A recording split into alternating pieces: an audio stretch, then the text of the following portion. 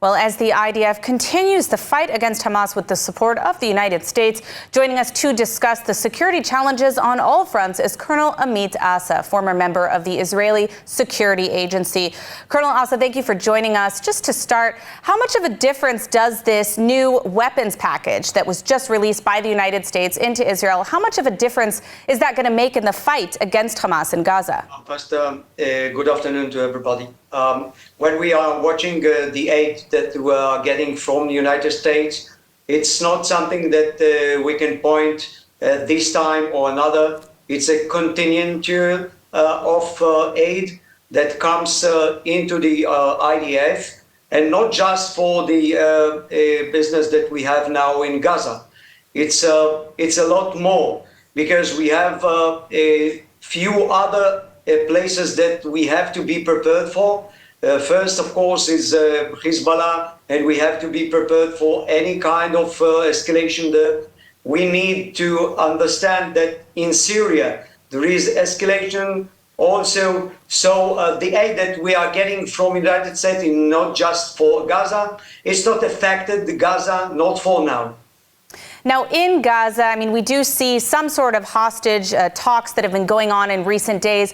What is the goal? I mean, we're seeking a deal which Hamas already rejected. Just last night we heard about this, but we're also talking about taking over large parts of Gaza, at least in the current phase. What's the long-term plan when it comes to dealing with the situation in Gaza?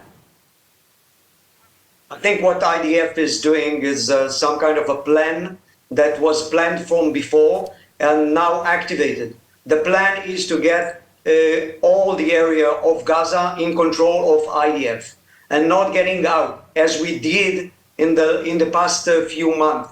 Now we have another commander for a new commander for IDF, and he puts the plans. As I'm saying, we are going to keep all the areas of Gaza that we will occupied, and it will be occupation, meaning IDF will be there and control the area until the next day when Hamas will not be there, and other will be controlling all these areas of civilians, and we will get into other plans of Trump to get people out of Gaza, of course. Whoever will want and will have the will to get out of Gaza, because Gaza is not a place to live anymore.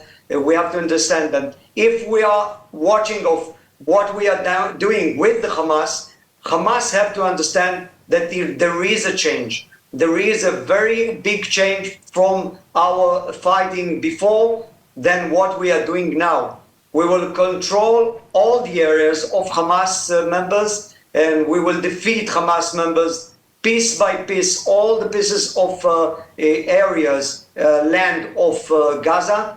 And this will be the plan for them. They have to understand that they have to surrender as much as fast as they can, because otherwise they will find themselves just killing. Now, you mentioned Hezbollah. Moving on to Lebanon, there are reports that the Islamic Republic has resumed smuggling weapons to Hezbollah, and we've seen continued targeted strikes on Hezbollah sites over recent weeks, while the Lebanese government struggles to implement disarming Hezbollah as per multiple UN resolutions. How does this end in Lebanon, or does it?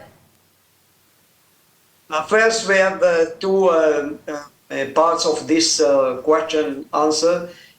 First, it's inside Lebanon. We understand now that the government is not enough putting the force on Hezbollah, and Hezbollah is raising their head.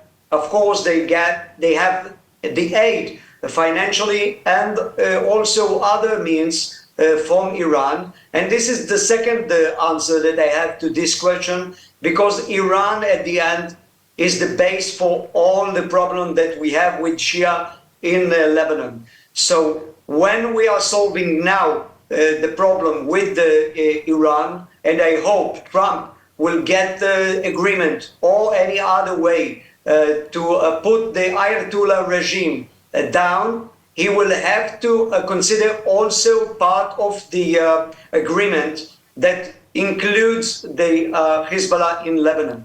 So it's part of it. And so we have to understand that it's also a matter of Lebanon, but we need to solve it basically with the Iranian.